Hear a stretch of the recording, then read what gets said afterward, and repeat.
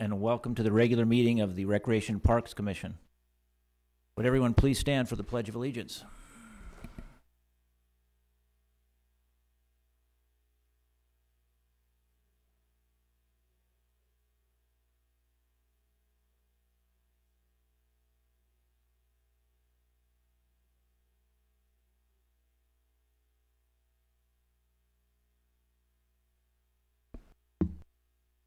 Jackie, roll call, please. Commissioner Stolnick. Here.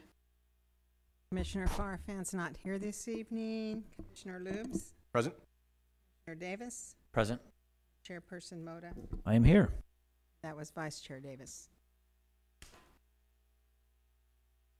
Two presentations. Number one, Recreation Supervisor Darren Ohl will recognize Sears House Experts for Homeowners for their sponsorship of Farmers Market Summer of Fun. Good evening, Commissioners. I'm happy to be here tonight. I thought I would take the opportunity to acknowledge a sponsor, as we should be doing, but also wanted to just acknowledge Farmers Market Summer of Fun events, which are beginning tomorrow. So our sponsor was Sears, the Home Services Division. They gave us $850, which is helping us to pay for some really cool things, like a hula dancer on July 5th, a deluxe petting zoo on July 26th, and a juggler and a clown on July 19th. So we've got a lot of fun things going, and I think there may be a visual to go along with it too. I also want to acknowledge one of our recreation specialists who do so much for us. She's a 20-hour-a-week worker. Her name is Keisha Stanton, and she's our farmers market specialist. She's been a really great staffer, and since we hired her back in the fall, I've never really had to worry about the farmers market running smoothly because she's just taking care of that. There's Keisha. So she's one of those people who's just very dedicated. She also works 20 hours a week for the City of Lawndale Recreation and Parks. So she's in it, and I'm glad we've got her here to help with this. And then I hope that you encourage your families and anyone watching this evening to come on out and have some fun at any of our events this summer. We've got 10 weeks of special events at the Farmers Market Thursdays from 3 to 7. Any questions? We're good. Thank you. All right, thank you. Next up, Recreation Supervisor Ryan Delgado will recognize Bill Ruane for his sponsorship of the 4th of July Elderfest and the Family Campout. Good evening, Commissioners. How are you all tonight? Bill Ruane from Remax Realty has been very generous this year with his sponsorship of several programs that we do. It's really enabled us to have a little more fun out at the concerts. We were able to get some nice bands at 4th of July after the Centennial show we put on last year. We have quite the show to live up to, so Bill was able to help us up our fireworks this year. So the show this year should be quite good. And a personal favorite of Bill's is the Family Campout. He's been really generous at that event. He kind of makes his own giveaway items in addition to the ones we have. And he's just been really good, really fun. You see him and his team out at the events, and they really, really enjoy it. So it's been nice working with them, and really great their contributions to the city that they have.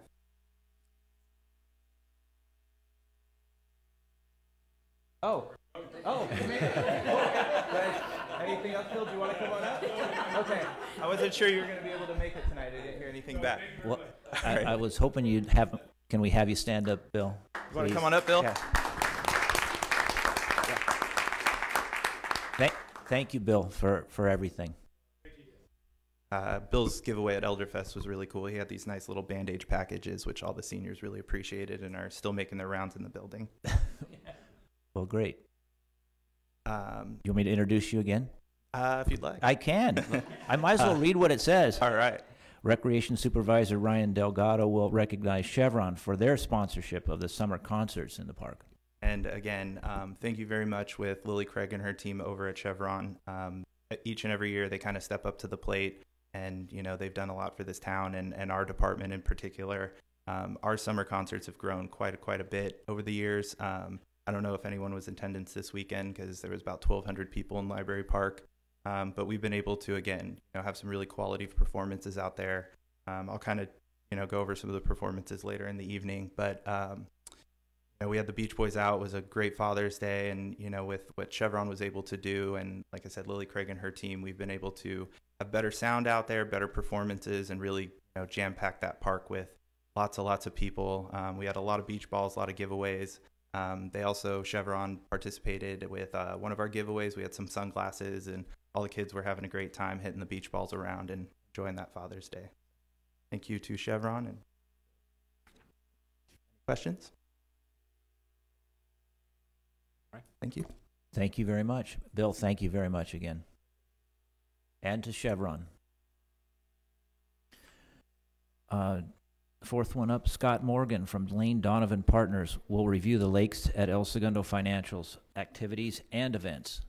Hi, Scott. Hey, Commission, thank you for having me. Tough to follow an applause, but I'll do the best I can. Well, first I want to start off by saying thank you in the last couple months of approving the rates increases at the lakes.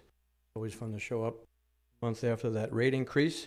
So I'll start off with that and I'll remind you in the history of it, the last time the rates of greens fees and buckets were raised was May of 2013.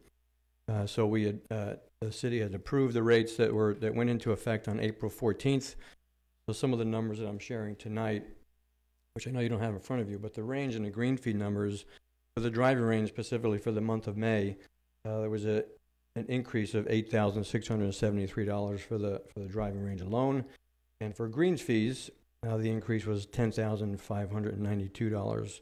And what we found is that we didn't, typically when you have an increase like that, there might be some attrition, and we haven't found that to be the case. Case in point might be in the cart rentals, the cart rental that we rent for $5, that price remained the same, but we had a slight bump cart rentals, so that tells us that we had a little bit slight bump in play and no attrition from the rate increase. Golf shop pretty much remained the same, as did the cafe. And then I'm going to share with you some of the points that I presented at the last subcommittee meeting. If there's any questions on the numbers, we can certainly circle back to that, but I'll share with you some of the notes that I shared. And our number one is our 2018 Summer Junior Camps, which just launched on Monday, the first camp of the summer. We have 8 camps. There's 5 of the older kids and 3 of the younger kids. And we currently now have only 2 camps that have not sold out. 6 of the camps have sold out, and now they're a waiting list only. So we're pretty happy about that, and we expect that we're going to have another successful summer camp with anywhere from 300 to 350 juniors that come through the lakes this summer. On April 17th, we had our quarterly aerification of our greens, which had been put off the last prior to with the not sure where the lakes was going in the last year or so, so those were put off. But we did one on April 17th, which has led to numerous compliments on the condition of our greens, which we've always had great greens, but that aerification process, as you may or may not know, it's simply put, it's called a tine device. It takes out a plug of grass about the size of your finger, pulls it out, and then that's filled with sand. And then that allows the roots some space to grow, which if you do not do aerification in a long period of time, the roots will start to choke one another. I'm giving you a quick lesson on aerification. I'm not sure if you were interested in that, but I thought I'd share. But it's led to the greens being absolutely beautiful, and if you go out there, you'd see that the putting green and the greens are really, really in great shape. And that's due to our staff, which I want to name, Jim Federle, Gabrielle Espino, and their staff of Stephen Leslie and Miss Ayal Cambry. None of them play golf, but they're incredibly passionate about agronomy and the grass that grows at the lake. So as a general manager, I'm very fortunate of their passion. Last week I met with the Marco, the cross-country coach. As you know, we've moved forward with the cross-country meet at the lakes that we're excited about having.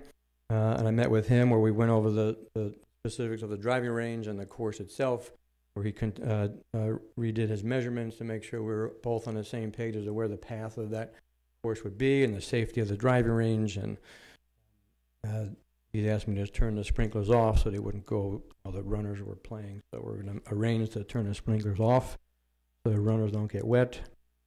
A new group that we brought out to the lakes is called Speed Golf. You may have seen them, some local news on them, where a gentleman approached me who started Speed Golf, and that basically means that they carry 3 to 4 clubs with a small bag with their running shoes on, and they play the course as fast as they can.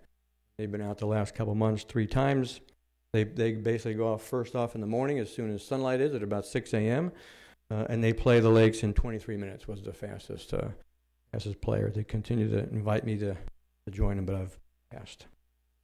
Wanted to play that fast. The fact that they play it in 23 minutes for the same price, right? That's exactly right. Thank you. The increased price. And my last point I shared at the subcommittee was a new group. Donna Hoffman, who is the founder of the Women on Course group, which had fallen apart in the last couple of years, but have reignited, and as she's met with me, and we're moving forward with some great clinics for Women on Course, where we'll be doing hour-long clinics each week throughout the month of August. Those are the points that I shared at the subcommittee meeting, and at this time I'd open up to any questions that you may have.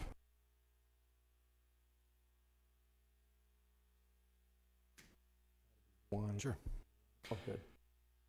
I maybe missed it at the beginning, but were the numbers you said May over May? That was May of 18 over May of 17? Exactly right.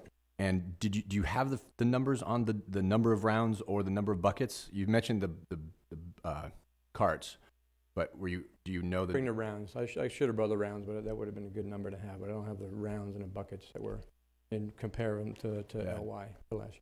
Cool. And I don't remember what May was like in 2017, but were there any rain days or anything else that could have affected? I was just curious to know, was there any reduction at all in the number, or was it just smooth sailing? Great question. I can easily find and report back to you. Cool, thanks. That's it. Good. Good. Thank you. Appreciate it. Thank you. Thank you. Okay, to public communications related to commission business only and that is within the subject matter under the jurisdiction of the commission. Anyone?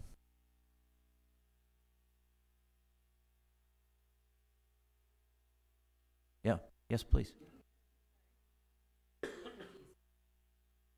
evening, Recreation Commission.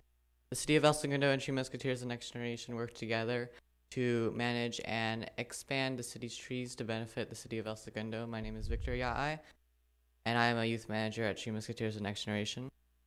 I would like to invite you, the Recreation Commission, and all who are watching this broadcast to an upcoming TLC event, which will take place on Memory Row, located on Imperial Avenue. This will be on the 26th of June from 2 p.m. to 4 p.m.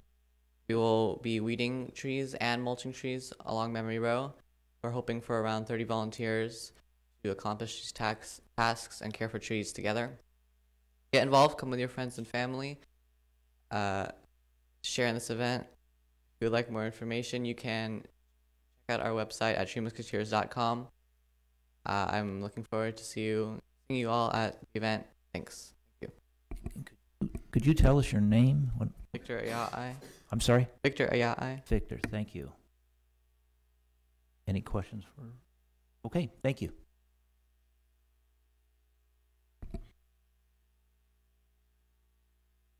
Commissioners, Greg Carpenter, I'm the city manager. Welcome, Commissioner Stolnak. Thank you for the work that you do for the city, and thanks to the staff. They work very hard. It's been a busy couple of years with the Centennial, the opening of the aquatics facility. Meredith has been very busy for us, and she helps me in a lot of ways outside of recreation and parks.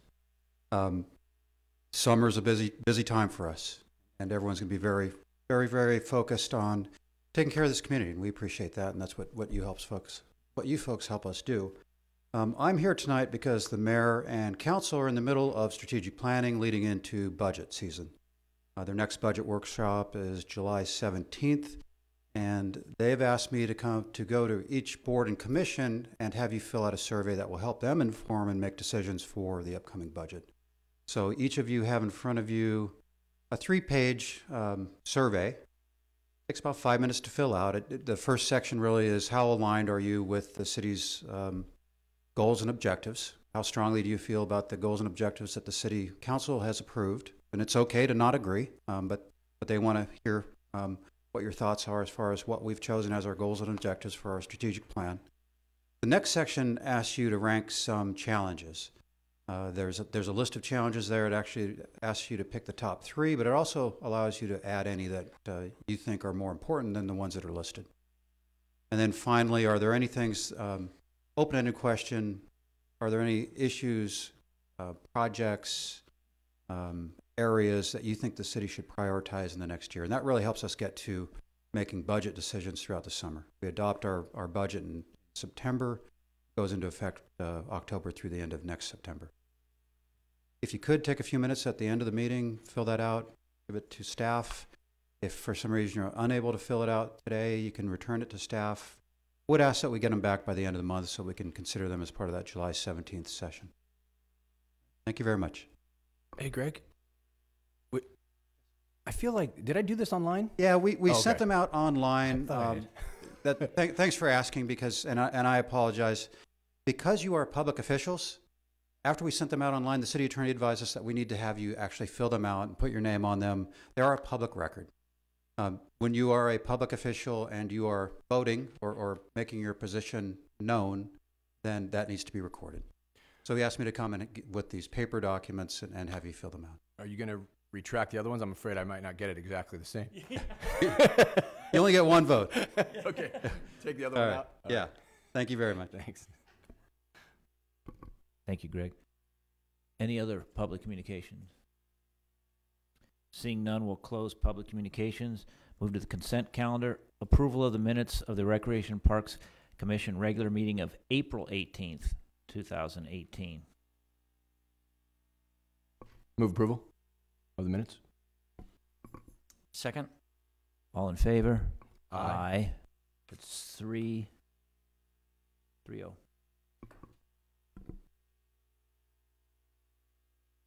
Unfinished business. Staff will provide an update on the city council discussions related to the non-golf special event applications for the Lakes at El Segundo previously discussed on April 18th, 2018. Meredith? It's me. Thank you very much. So in your packet, what was provided to you was a brief update and a staff report to the commission.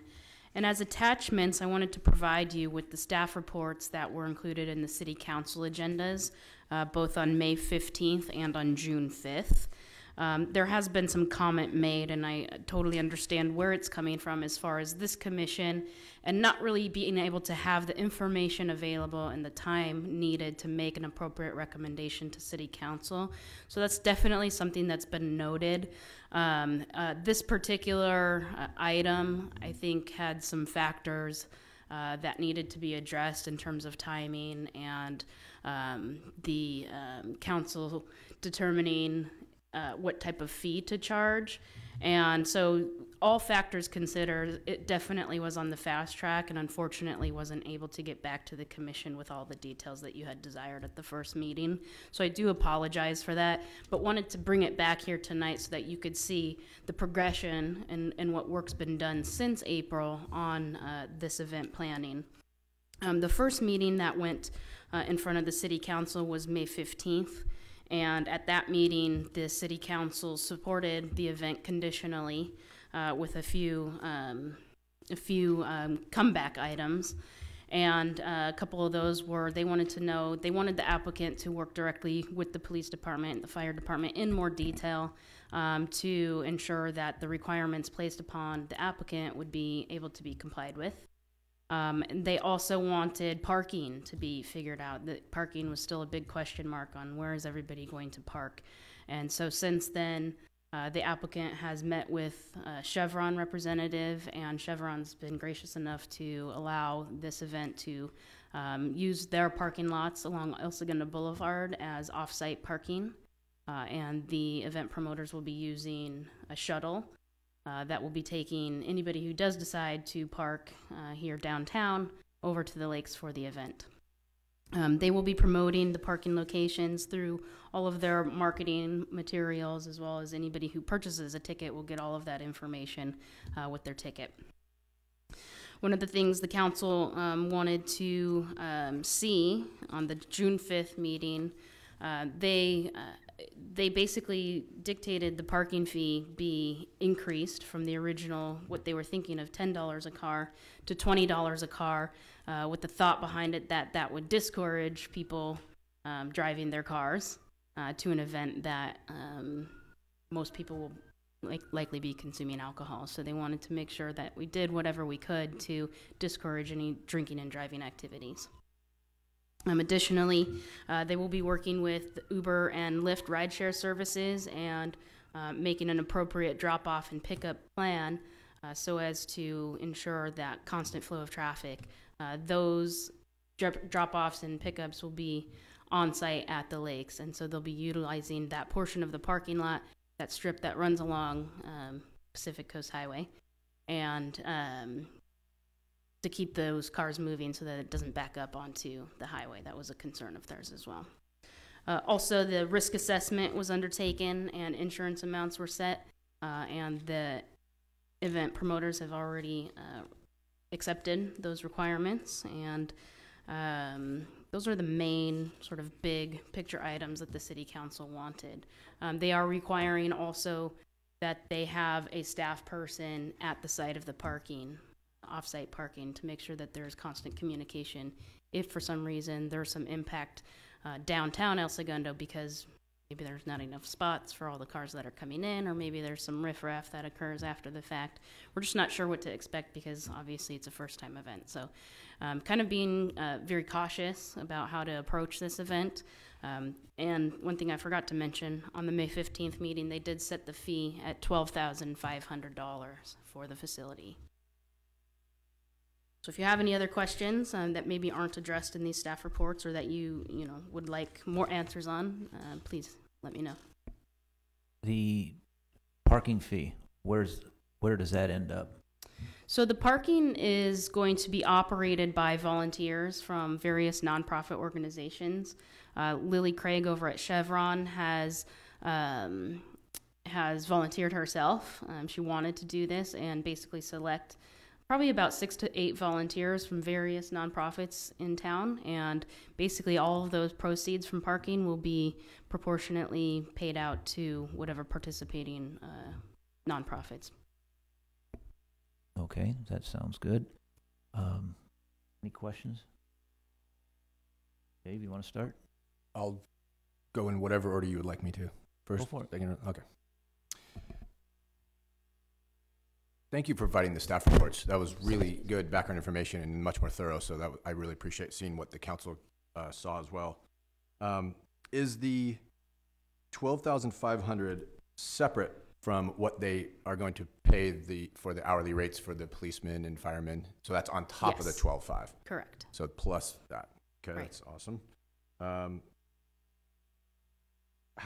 What is the plan for stopping people from parking in the shopping center? That'll be on the applicant, but they will be reaching out to the property owners of the nearby shopping centers and hopefully putting up, signs that might say no event parking here.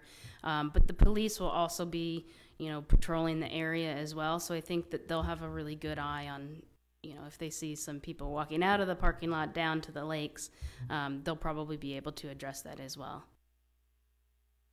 And then I know it's a first-time event, so this is a really hard one, but so there's a part of me that, I want the applicant for this to be economically successful so that other people want to come, right? So I'm not trying to say that I want to take all their profit, but is there a way for us to find out after the fact how much money they actually made from the event so that then we could, moving forward, have a better idea if we're charging the appropriate rate based on how much they made? Just an idea. Yeah, that's a good point. I think it's always hard to get, the profit and loss summary from a private enterprise. We definitely can't, I don't think we can definitely ask, I guess. What we will know for sure is how many people attend, how many tickets they sold, and what the ticket price is. So we can kind of do the math that way. As far as all of their expenses, I think and what their bottom line ends up being. We can definitely ask if they can share that. I think we would know if they want to come back. Yeah, I think that would be an important piece of information, even if it's just informal, just to get, like, hey, we're letting you guys go first. We kind of expect you to be our partner in this to understand the whole process, and then we would have a better idea. I think that'd be a really good thing to do. Sure. And then the other question was already asked. That's all I have. Are we only discussing right now just the craft beer and music festival, not the cross country? Correct. But if you, You Meredith, can ask questions. you can sure. ask questions, of Yeah. course. So the $20 parking fee is also applied to the cross country event as well? No. These were taken as separate items to the city council, so that stipulation was not put on that group. Okay. On that same note, the cross-country parking, they expect to have enough parking at the actual venue for the event, correct? The coach is still exploring off-site parking for spectators. So all of the athletes for that event will be coming in buses, and there's enough bus parking on Hughes Way for all of the teams. It's the spectators' parking areas that are still being explored with some of the companies surrounding there. But the expectation is that it'll be close enough, hopefully, to where the spectators will walk to the venue.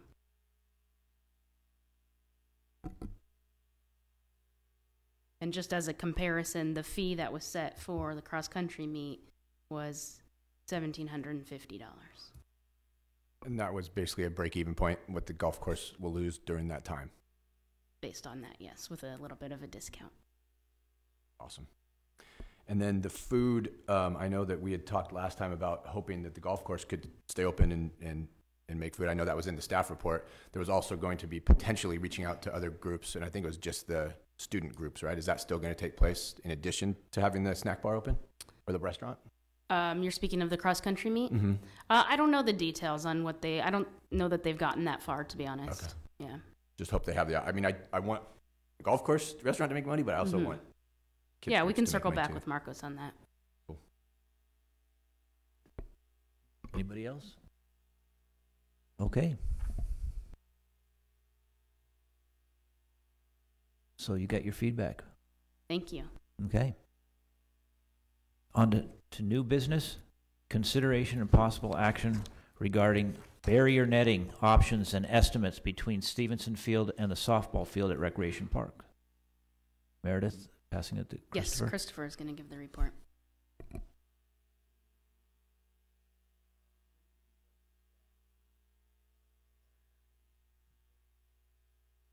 Field and softball field due to foul balls dropping on the softball field. Sean Green and I met with two of the vendors that provided estimates, and one vendor we did not meet with, but visited the site and provided an estimate as well. And in our reviews with the vendors, we kind of discovered that there's a lot more questions and more involvement in this barrier than was previously discussed and so forth. It's going to require a whole new set of poles out there along the field line, and most of the vendors had similar spacing and so forth, but the height of the fence was very questionable, or the netting. And so we've gotten some estimates on some different heights by one vendor. Another vendor just did a recommendation on the heights they figured was appropriate. And also the length of the netting came into play as well. I believe staff was instructed to look at a barrier all along the fence line there between the fields. The vendors questioned that, but we got estimates anyway for that. One vendor just gave us his recommendation of going about halfway down the field line. due to the numbers that came in and the extent of this, it's going to end up being a public works project, and it's probably going to require some type of plans and some specifications, so everybody's bidding the same set of plans and so forth. With that, do you have any questions?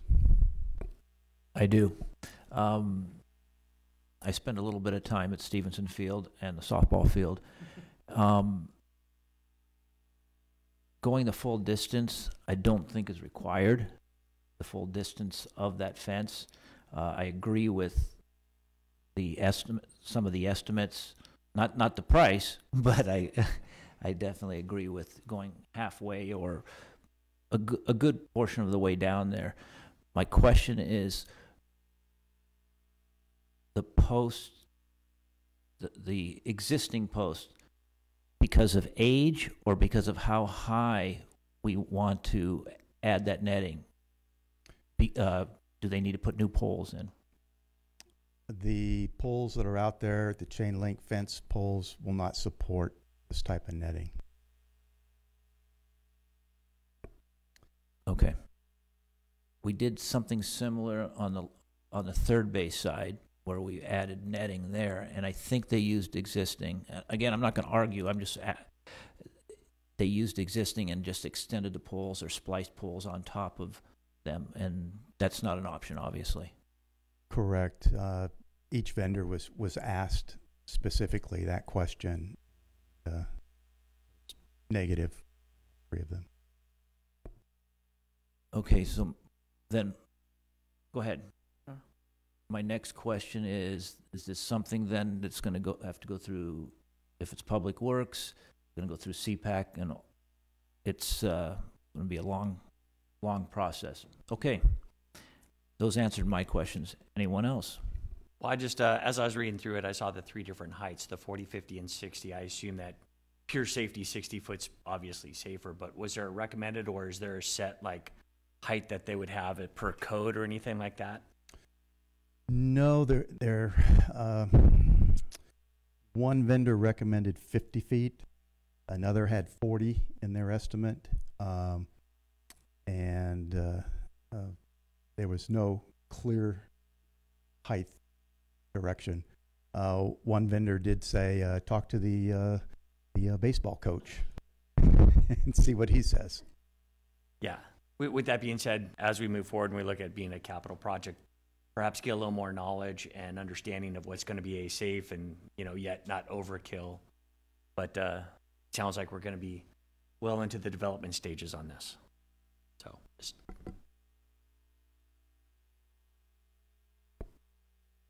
okay, go ahead. I'm sorry, go ahead, Julie.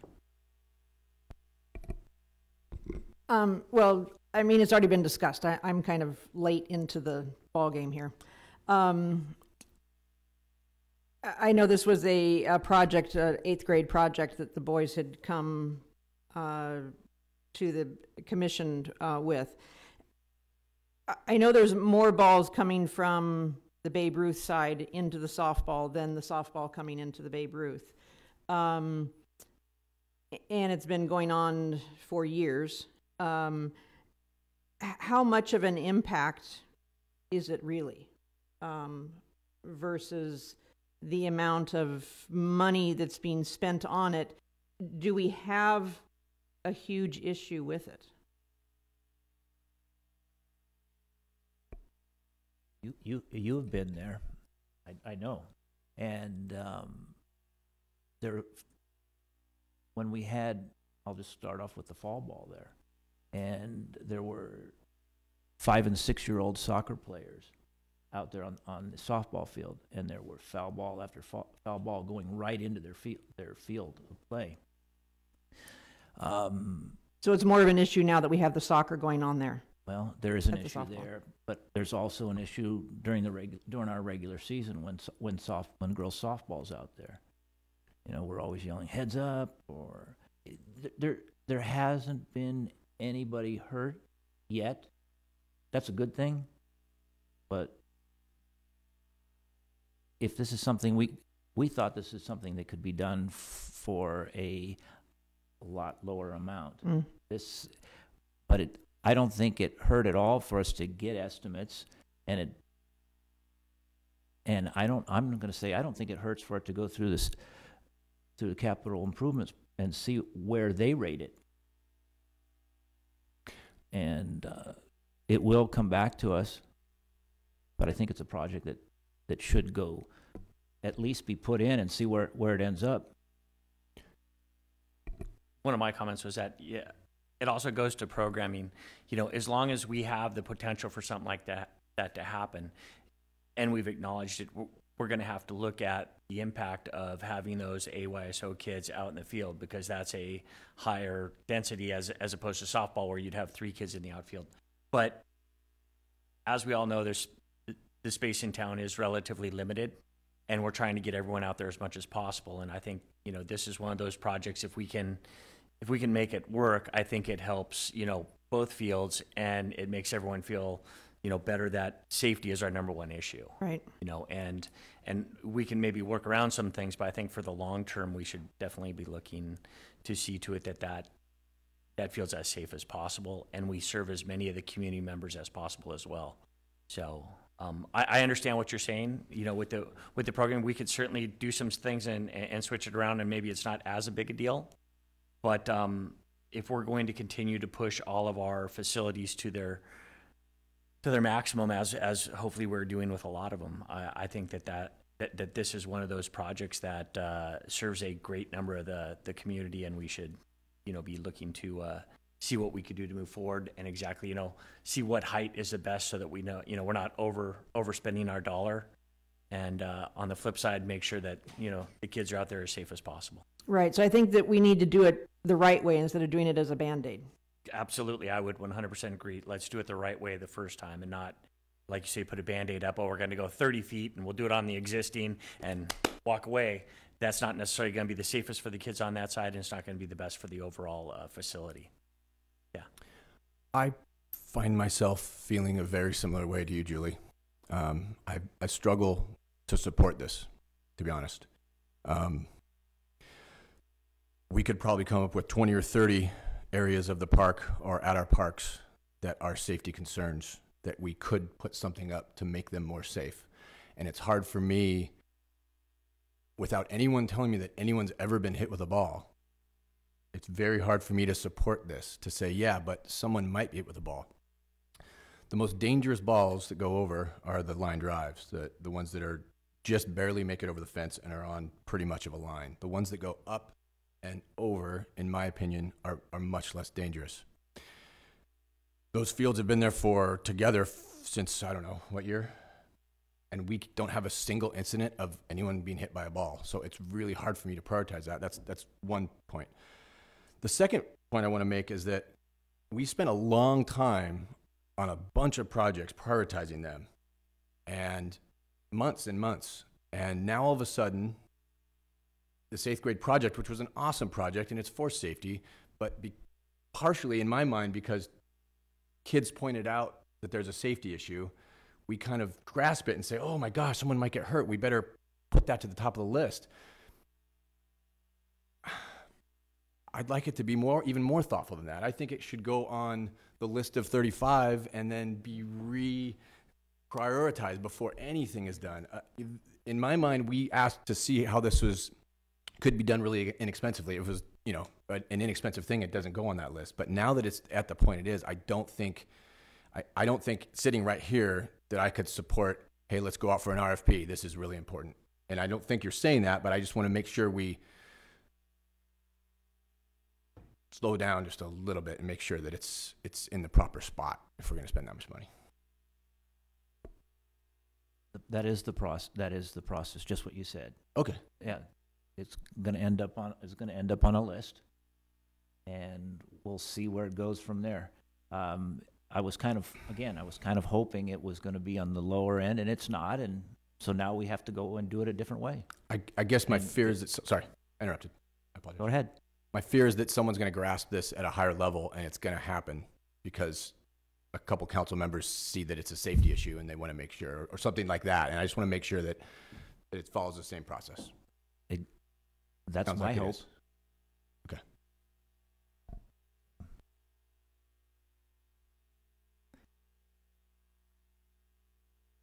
So Meredith, did you have anything you wanted to? Well,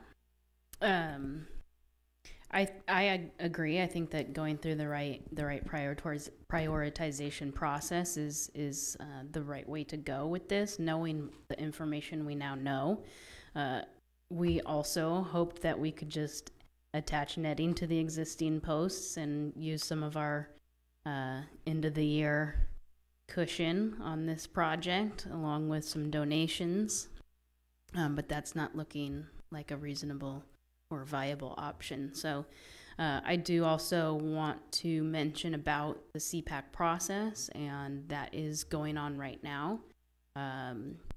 And the CPAC did invite Recreation Parks Commission to come to their first meeting, and Bob and Lee both came, as well as myself, and we had a really great conversation with that committee about the prioritization process that we went through for this fiscal year, and also their scoring criteria and how that's challenging for a lot of our projects. And so it was really great. What they really appreciated was the community survey and the input that was provided to add to their scoring, because of their scoring criteria, one of the heavier weighted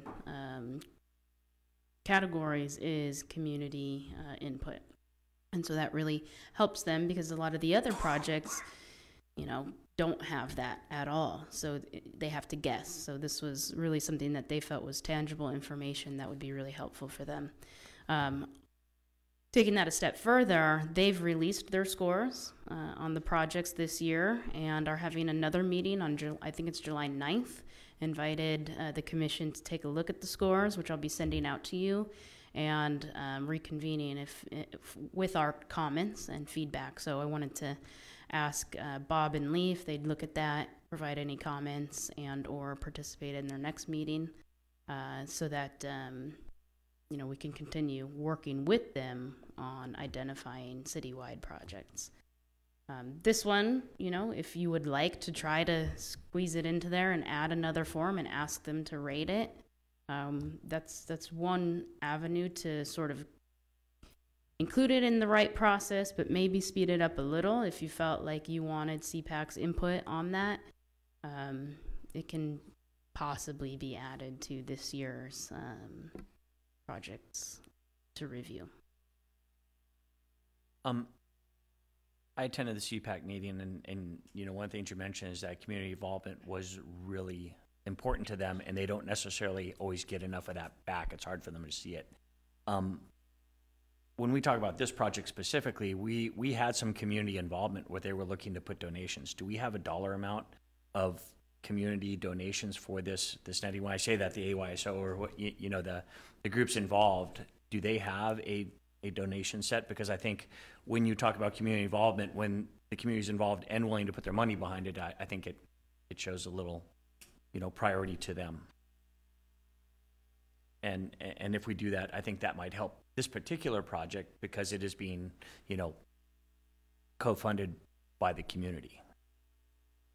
I haven't had any further discussions with any of the groups about donating or a specific dollar amount, not knowing what the goal was.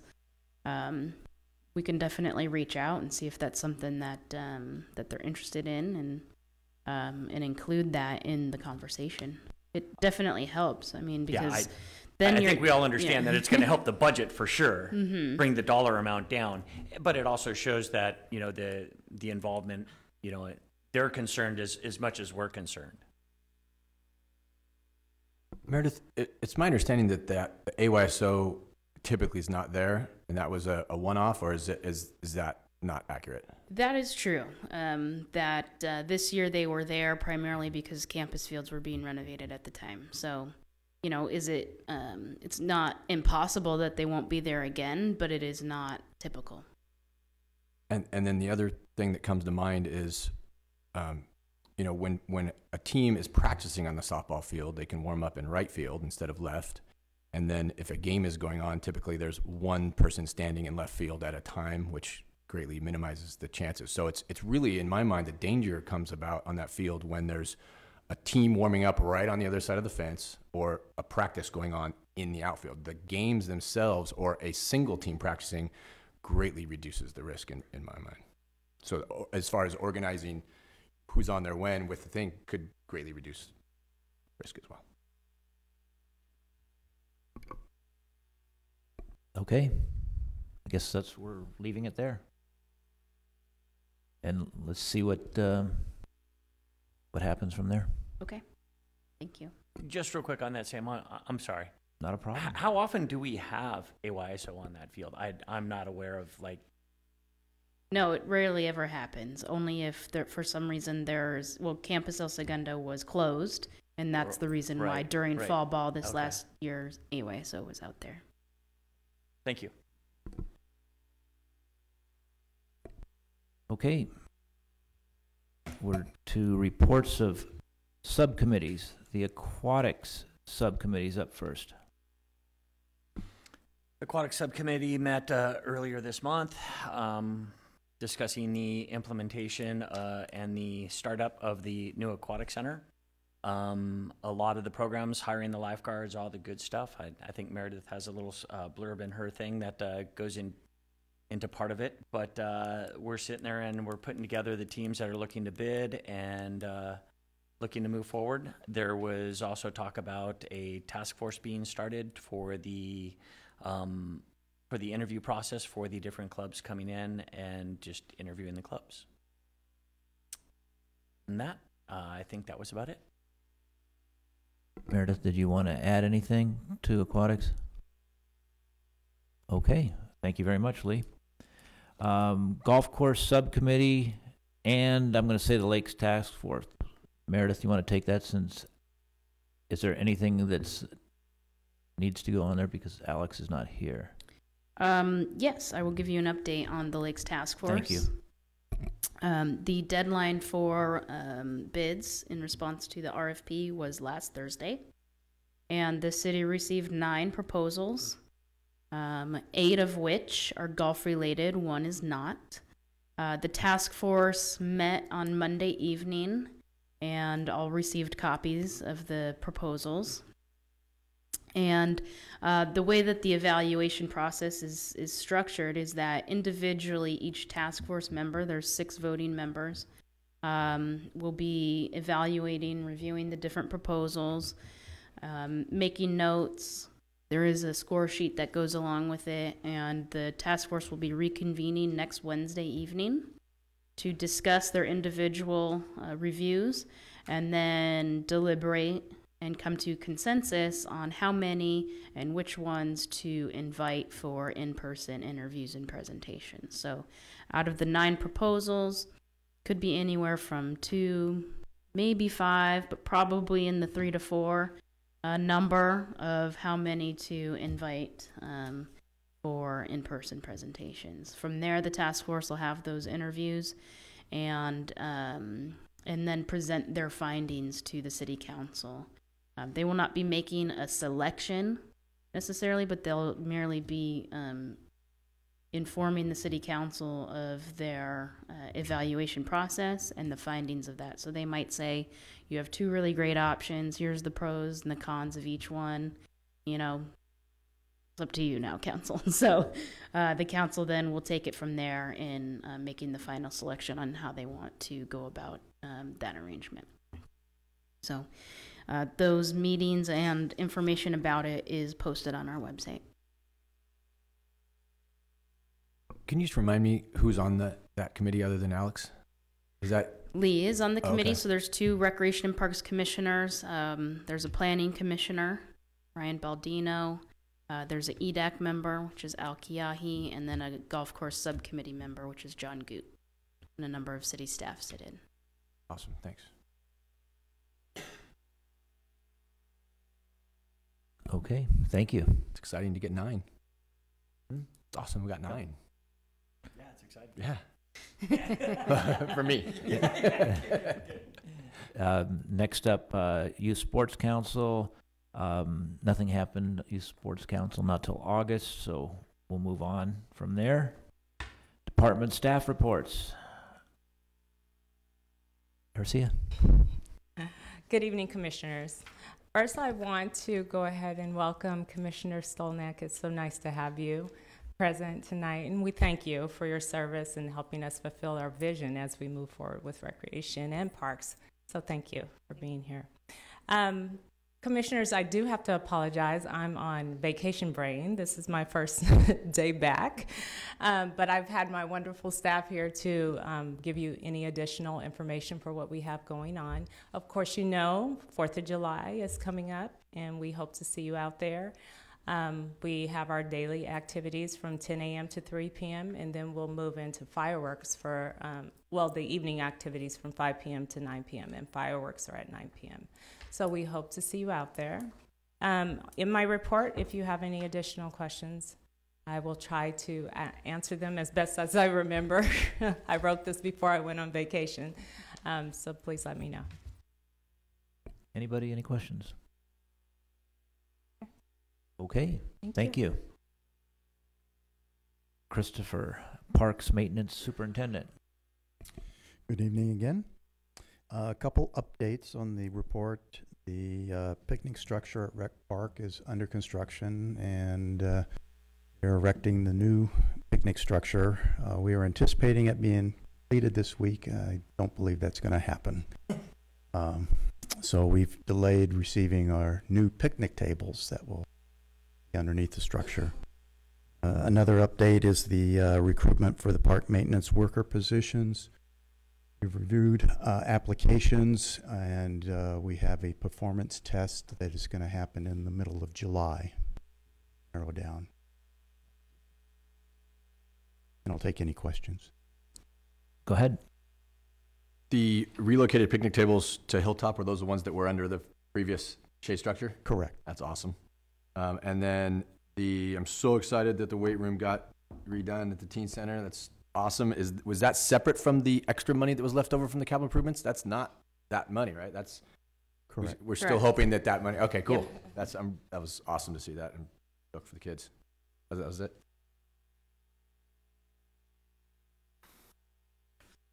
Okay, thank you. Dan O'Toole, El Segundo TV Manager. Good evening, Commissioner. You have my report in front of you. We have the programming. If you get the electronic version of our report, you get to see all the programming. Anything underlined is a link to our El Segundo TV. But there's one program that didn't make it. I wanted to give a shout out to Chris and his crew. We did a little story on his tree crew, and what better than to see them actually in action. Nice.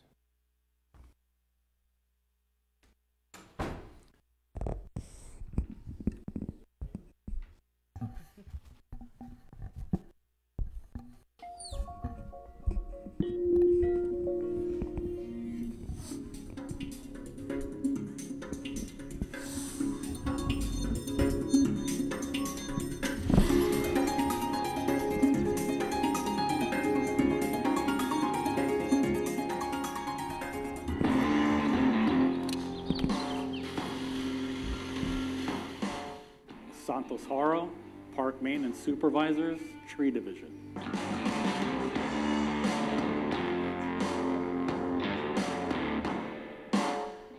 I started in November of 2001 as a park maintenance worker. And before I applied, I had my own landscaping company. As I was working for the city of El Segundo, I decided I wanted to become a certified arborist, which I have, and I'm also a certified nurseryman and a certified pesticide applicator. I wanted to broaden my education in this field because that's how much I love what I do. My crew consists of 2 full-time certified tree workers, Jose Lopez and Eduardo Franco. Between the both of them, they have a minimum of 20 years experience. Good guys and hard-working guys.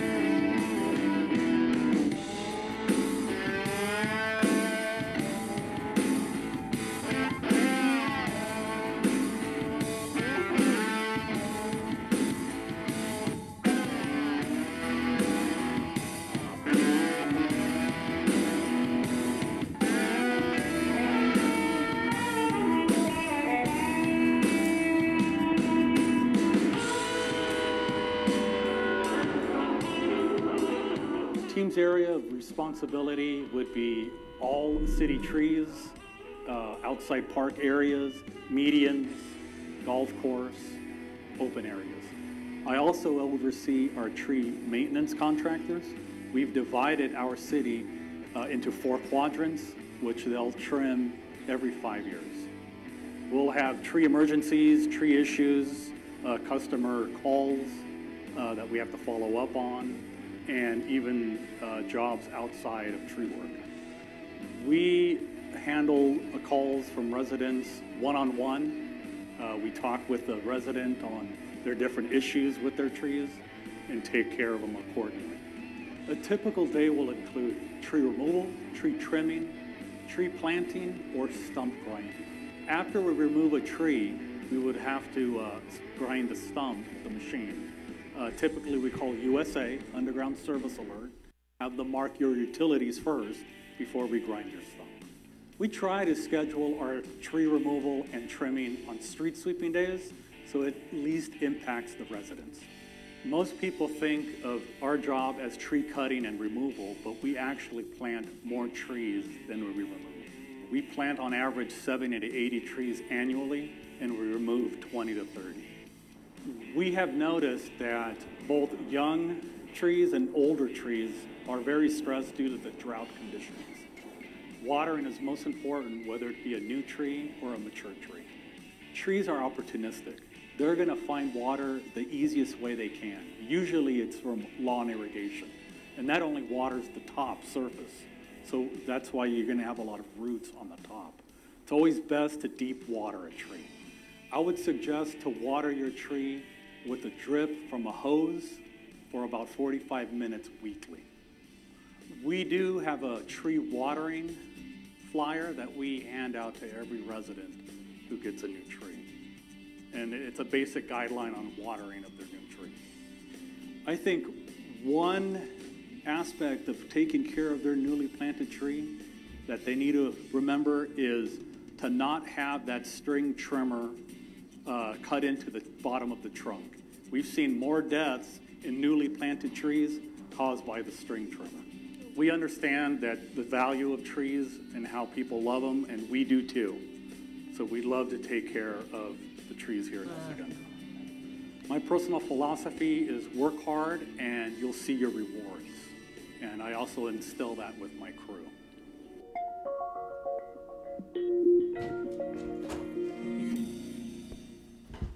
That was very good. That was So, very good. Shout out to Chris and his team, because we didn't reenact any of that. That was all them actually working. I'll be glad to answer any questions. I missed at the very end, he said something that most trees die because of something that happens at the base of the trunk. I missed that. That's a string trimmer. It's a string weed whacker. Oh. Just from people drilling it with got it. Yeah. Okay. Very good. Nice job. Any questions? Yeah, could I back up to Ursia? I did have a couple questions, but Sure, I had it here in this absolutely. packet. Could you answer for me on the Joslin Center on the outreach volunteers? You have down here that they helped deliver a total of 564 meals in the month of November. How many seniors did that serve? Do you know?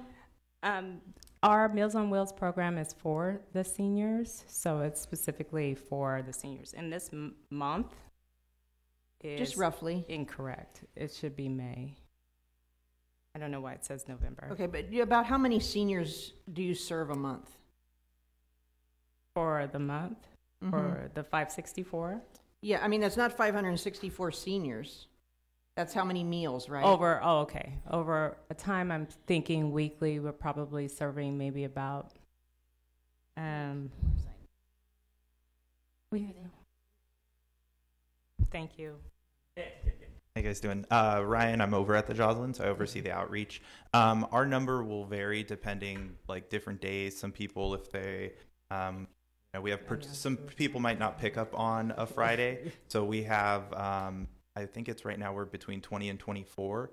And certain individuals will pick up like additional meals on Fridays because they're unable to leave their house on weekends. Mhm. Certain individuals, we might deliver up to 2 meals onto their house on Fridays. So that's why that number might be so high. But it's about an average of 18 to 24 meals each day. Okay, so roughly you think you're doing, I'm just wondering because I volunteer with CASE. Mhm.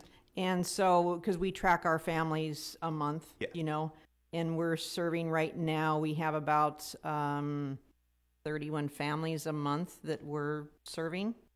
So I'm just trying to see about how many seniors. We could give you an exact number of seniors that we're serving. The numbers with that you couldn't like divide it by a straight 30, the 30 days, because, if someone goes out of town for a week, then they're not getting those meals. Or, there was one particular individual who had a surgery and wasn't going to be leaving his house. So we had arranged for up to 2 meals to be delivered each day. So if you'd like the exact number, whenever I get back to the office, I can get that for you. Okay. Yeah, I'd be interested to see how many seniors that you're serving in town that are taking that service, because we're kind of interested in that, of how many seniors are receiving those meals. Yeah, absolutely. Like I said, we're about at the 20-ish range each day, and it's good service for our seniors. Okay, and the other thing that we're seeing at CASE right now is some people in town or some seniors in town are having a hard time getting to CASE transportation-wise and getting back. And so we are looking into possibly providing taxi vouchers or Uber rides to the CASE food pantry and back home. And I was wondering, I don't know the hours of Dial-A-Ride, if they could be utilizing Dial-A-Ride, because our pantry hours go from 4 to 6, and I don't know if Dial-A-Ride hours are still doing that. I think Dial-A-Ride is probably over by that time. Okay. All right, thank you. That's a good question. Go ahead. Hey, Dan. That video was the result of the community survey that said we don't really know what the services we're performing, right? Something about that. Are you planning on doing one of these each quarter, or is there a plan to put those out? Yeah, I'm glad you asked. We actually have, we started the program originally with Public Works with their wastewater, and we were kind of doing it on Ron Campbell because he'd been here a long time. But we wanted to not only get the information. When I saw the survey and the City Council strategic from last year, we thought it would be good to kind of show behind the scenes. So we developed a show. It's called City 101, and it'll just continue to have different departments. We wanted to do a couple that would kind of show what it's about, so that other departments would all of a sudden say, you come rolling in with that big hammer and they're, oh, don't film us. But after these two, I think people will be going, yeah, we'd like you to kind of show behind the scenes, because a lot of departments do a lot of work that the public doesn't see. So I think it's very important for everybody to be kind of educated, but yet it's kind of cool to watch. And you can share it with just a link, which is nice. That's a great idea. Okay, thank you very much. Department Director's Report. Meredith. All right, thank you. Let's see. I did want to talk, I guess, a little bit about aquatics. I could have talked about it during the subcommittee, but wanted to let everybody know that there is a lot of discussion going on right now about fees that are being implemented for aquatics drop-in programs. That discussion has taken place through the proper channels of the Aquatics Subcommittee review and the Rec Park Commission review and up to City Council. And there's definitely been a lot of discussion along the way. When the fees were adopted and approved by City Council about a month ago, there was a lot of community interest in that, particularly the drop-in fees for the plunge. And it's definitely a different practice than what everybody's used to. And so there's a lot of education that needs to go along with that decision. What the City Council wants us to do is get input from the community, and we will be returning to the commission at your July meeting, and then back to city council on some follow-up items related to fees and maybe some additional options. One in particular is, what are the options for maybe families or individuals who can't afford fees that have been set, and do we have any financial aid or assistance opportunities for those individuals? And so we will be working with some of the community members who's expressed that that would be something that they would need, and coming up with some policy options for the commission and the council to consider. Additionally, what we hadn't proposed at the time of adoption was an additional family member fee for families over the number that was included originally, which was up to 4 members of the same family residing in the same household, with a maximum of 2 adults, and there was no discounted fee for added children on top of that, or added adults on top of that. So we'll be reviewing that, coming back with some recommendations on the family fees. We are also interested in looking at putting together a policy. If you recall, one of the fees was called a spectator fee, and when would that be applied? And so we will be backing that up with some language so that everybody understands when that would be charged and when it wouldn't be charged. So those are kind of the outstanding items right now. And as Lee had mentioned, the city council last night actually voted and approved for an ad hoc committee to be created. And so we'll be putting the information out there to the community if there's any interest in individuals who want to come help us with a variety of things, including selecting user groups at the new facility. But some of these other fee-related items may be something that we could use this group for as well. So that is what's going on with aquatics. Chris mentioned a couple of the things I was going to mention, so I'll end on also welcoming Julie to the dais. Thank you for your service and for the next 4 years. We look forward to working with you. We know that you champion a lot of what El Segundo does, so thank you for that. And if you have any questions, feel free to reach out. Real quick, Meredith, when you mentioned the ad hoc committee, is that was there any other verbiage on that? I wasn't able to catch the meeting last night. Is it still a task force? Is it any talk about the number in that committee? There wasn't any detail put to it as far as who would be represented on the committee, how many members. They talked a lot about using these experts in certain, in water polo or swimming, and their connections for more along the lines of attracting maybe large-scale user groups. So I think in the aquatics subcommittee, we'll circle back on really what is that more definition. Perfect. Yeah. Thank you. Was there also consternation about the lane fees or the club fees? I heard that there was, but I didn't see the meeting. Is there concern on the council about they're too high? That's what I was told. I don't know if that's accurate. There was some conversation. There was a public comment made from a water polo club that had some concern. So what ended up happening was the lane fees were adopted, and they indicated that we'd move forward with water polo clubs sort of on a case-by-case basis. But as we're interviewing and having more detailed conversations with interested user groups, to really find out what are they paying now at what facilities. So, if we do have to come back with some adjustments, then we can do that. But they did adopt the fees. I have just a couple of things. Teen Center renovations in your upcoming park improvement projects. Any plans? What can you help me out here? What plans what they're gonna do, or? No, still to be decided. That was just a kind of a placeholder so that it doesn't fall off. Good. With the 3 priorities that we had selected this year. So I think the next step for us in that is to obviously engage the teens and to figure out really what is the scope and what is really needed. So if and when there are some funds left over this year, or when we're looking at next year, what types of projects we would be able to do. And That's also, can I add, now since you brought up the teen center tonight, I wanted to actually, you have staff here that's worked diligently on that project. So if I could just have her stand up for a minute and be recognized, that Shauna's worked really hard in getting the beginning part of the teen center together in the weight room. So she's been the one driving this project, and so I think she'd at least deserve the recognition for that. So Absolutely. Thank you. Thank you. Okay, and I want to thank AYSO for their donation of $50,000 that was accepted by the City Council.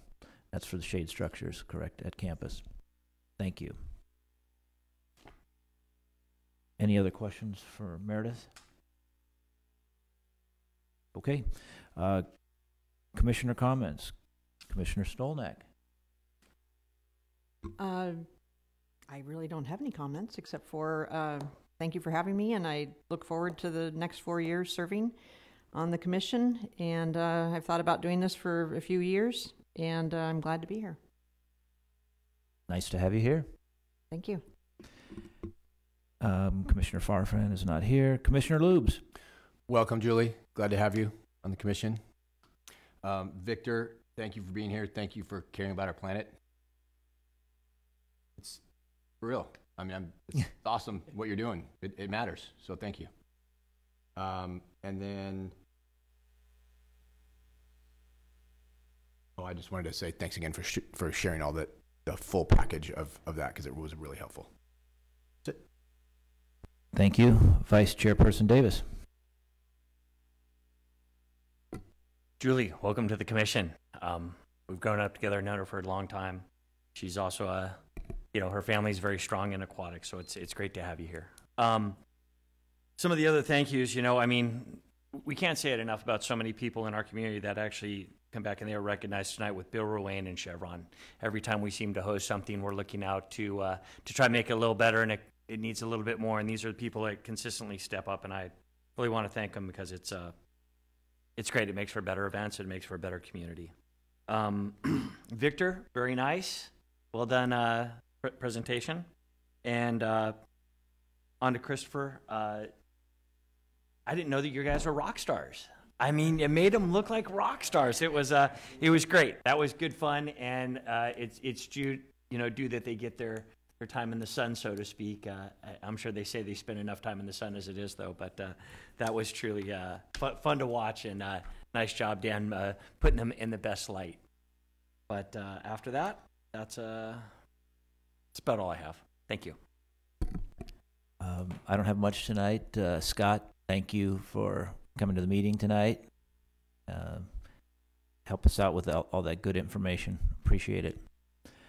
And with that, we'll go to public communications. Anyone? Seeing none, we'll close public communications. And we'll adjourn to the next regular meeting on Wednesday, July 18th at 6 p.m.